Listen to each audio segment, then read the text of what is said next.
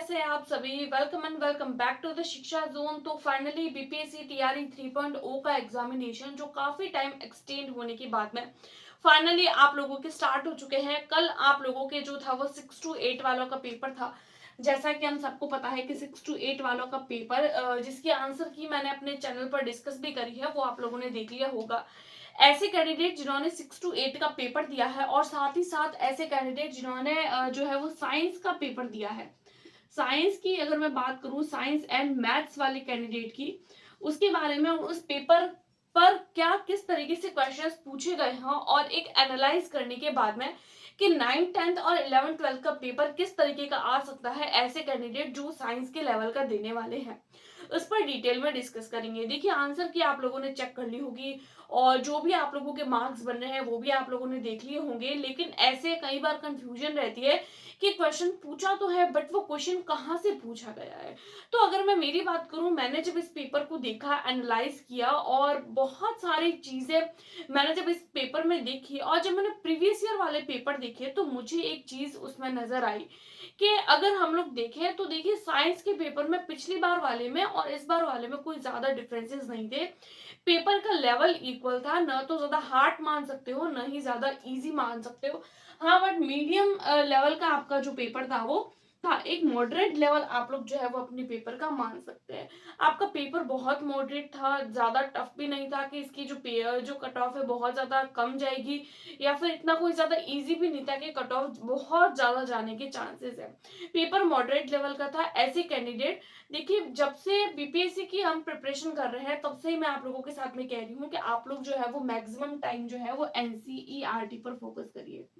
NCERT पर focus करने को बार बार बोला जाता है, या फिर आप लोग एनसीईआरटी पढ़िए या फिर आप लोग एससीईआरटी पढ़िए। चाहे आप लोग सीटेट का पेपर दे रहे हैं, चाहे आप लोग बीपीएससी का पेपर दे रहे हैं। आप लोगों ने अगर साइंस का पेपर देखा होगा, हर एक क्वेश्चन 6 to 8 का हर एक क्वेश्चन जो है वो आप लोगों को 6 से लेकर 10th क्लास तक की एनसीईआरटी में से देखने को मिलेगा। वर्ड टू वर्ड मैं आप लोगों को ये भी आप लोगों को दावे के साथ कह सकती हूँ कि एक एक क्वेश्चन जो है वो आप लोगों को एनसीईआरटी की बुक में से देखने को मिला है। इवन एग्जैक्ट आप लोगों को वही की वही लाइनें, एग्जैक्ट आप लोगों को वही की वही वर्ड्स जो है वो देखने को मिले हैं पेपर के अंदर। तो अगर आप लोग 9th 10th and 11th 12th के लिए प्रिपेयर कर रहे हैं, तो अगर आप लोगों ने एनसीईआरटी पढ़ी है तो आप लोगों के लिए बहुत बेनिफिशियल वाली बात होने वाली है, क्योंकि साइंस जो थी वो भी आप लोगों को एनसीईआरटी में से देखने को मिली थी। साथ ही साथ जो मैथ्स है वो भी आप लोगों को एनसीईआरटी में से ही देखने को मिली है। मैथ्स के सारे क्वेश्चन है। देखिए मैथ्स के जो कंसेप्ट थे ना वो किस तरीके से थे। मान लीजिए कोई भी 6th क्लास का टॉपिक है तो 6th क्लास का टॉपिक के लेवल को थोड़ा बढ़ा के उसको 8th क्लास के टॉपिक तक कर दिया गया है। टॉपिक्स आपके वही है 6 7 8 के, लेकिन उसका जो लेवल है ना उसके लेवल को बढ़ा दिया और उस लेवल को 8 तक ले गए। मान लीजिए कोई भी क्वेश्चन है, मान लीजिए घात और घातांक वाला क्वेश्चन है, घात और घातांक वाला क्वेश्चन। अब ये घात और घातांक वाला क्वेश्चन आप लोगों को 8th क्लास में भी देखने को मिलता है, 9th के एनसीईआरटी में भी देखने को मिलता है और 10th के एनसीईआरटी में भी देखने को मिलता है। 10th में भी देखने को मिलेगा, कहीं कहीं पर आप लोगों को 9th में ज्यादा देखने को मिलता है, 8th में भी बहुत ज्यादा देखने को मिलता है।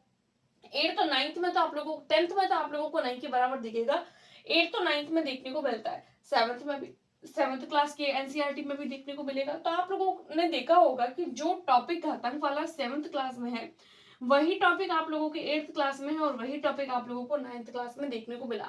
तो जब वही टॉपिक आप लोगों को सेम घुमा फिरा कर एनसीईआरटी की बुक में दिया गया है, तो जब हम पेपर में देख रहे हैं तो 7th क्लास का वही क्वेश्चन बस थोड़ा सा उसको डिफिकल्ट कर दिया, उसको लेवल बना दिया 9th क्लास का और आप लोगों को एग्जाम में दे दिया। तो आप लोग समझ सकते हैं कि हर एक एग्जाम के लिए एनसीईआरटी कितनी ज्यादा इंपॉर्टेंट है। इवन साइंस का तो एक एक क्वेश्चन आप लोग 6th क्लास के एनसीईआरटी की बुक उठाइए, 7th क्लास की उठाइए, 8th क्लास की उठाइए और आप लोग पढ़ने की कोशिश करिए। क्योंकि जब हम सीटेट के लिए प्रिपेयर करवाते हैं और सीटेट की जब हम लोग पढ़ाई करते हैं तो उसमें हम लोगों ने बहुत डेप्थ में एनसीईआरटी 6 to 8 की पढ़ी है। अब आप लोगों ने बीपीएससी आप एग्जाम देने आए हो तो ऑब्वियसली आप लोगों ने जो है वो सीटेट तो तैयार किया होगा। सीटेट की जब आप लोगों ने तैयारी करी होगी तो वहां पर आप लोगों ने एनसीईआरटी पढ़ी होगी। वहां के एनसीईआरटी के क्वेश्चन और यहाँ के एनसीईआरटी के क्वेश्चन आप लोगों को एज इट इज देखने को मिले थे। पेपर मॉडरेट लेवल का था। और अगर मैं साइंस मैथ्स के कट ऑफ की बात करूँ कि साइंस और मैथ्स के कट ऑफ कितनी जा सकती है, तो देखिए ये जो पेपर था वो मॉडरेट लेवल का था और आपका जो ये पेपर था वो 150 मार्क्स का था।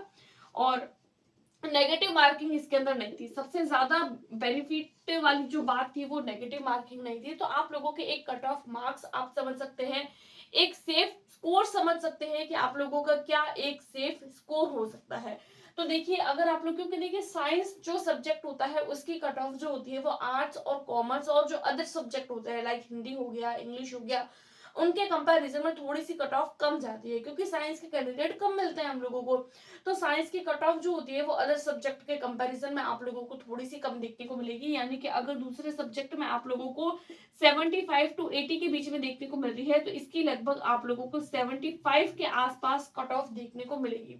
75 से 80 के बीच में ही देखने को मिलेगी। यानी कि अगर दूसरे सब्जेक्ट की मान लीजिए 80 से 85 के बीच में जा रही है, तो आप लोगों को इसकी 75 से 80 के बीच में अप्रॉक्स वैल्यू जो है वो आप लोगों को 75 और 80 से ऊपर इसकी कट ऑफ नहीं जाएगी, क्योंकि पेपर मॉडरेट था और एनसीईआरटी के लेवल का था। और एनसीईआरटी के क्वेश्चंस आप लोग आसानी से सॉल्व कर सकते हैं उस कंडीशन में जब आप लोगों ने सीटेट के लिए बहुत अच्छे से प्रिपेयर किया हो। ऑब्वियसली आप लोग सीटेट करके आए हैं, तो सीटेट करके आए हैं तो ये एनसीईआरटी तो आप लोगों के लिए बहुत ईजी होगी। और कट ऑफ इसकी ज्यादा नहीं जाएगी, क्योंकि साइंस का पेपर जो था वो मॉडरेट था। तो कट ऑफ को लेकर आप लोगों को टेंशन लेने की जरूरत नहीं है। साइंस की जो आंसर की है वो मैंने ऑथेंटिक आप लोगों के साथ में डिस्कस कर लिया है। 99% वो जो है वो आंसर की जो है वो सही ही है मेरी तरफ से, जहां तक मैंने जो है वो आंसर्स देखे हैं। और उसके अलावा 1% क्वेश्चन आप लोगों को यहाँ वहां देखने को मिल सकते हैं। वो तो अगर आप लोग फाइनल आंसर की देखते हैं तो उसमें जब हम हिंदी और इंग्लिश में थोड़ा बहुत डिफरेंसेस देखते हैं तो 1-2 मार्क्स हम लोगों को वैसे भी आगे पीछे देखने को मिल सकते हैं। तो ये कुछ बातें थी। पेपर एनालाइज करिए और पेपर एनालाइज करने के बाद में आप अपने नेक्स्ट एग्जाम देने जाइए। यहाँ तक का अगर मैंने पेपर एनालाइज किया है तो मुझे एक ही चीज देखने को मिली है, वो मिली है एनसीईआरटी। तो अगर आप लोग नेक्स्ट बीपीएससी टीआरई 4 के लिए प्रिपेयर कर रहे हैं तो ध्यान रखिए आप लोगों को एनसीईआरटी पर फोकस करना है। एनसीईआरटी के अलावा आप लोगों को किसी भी और चीज पर फोकस नहीं करना है। तो ये कुछ बात है जो मुझे आप लोगों के साथ में शेयर करनी थी। आई होप आप लोगों को आज की वीडियो पसंद आई होगी। Do like, subscribe and share. Thanks for watching.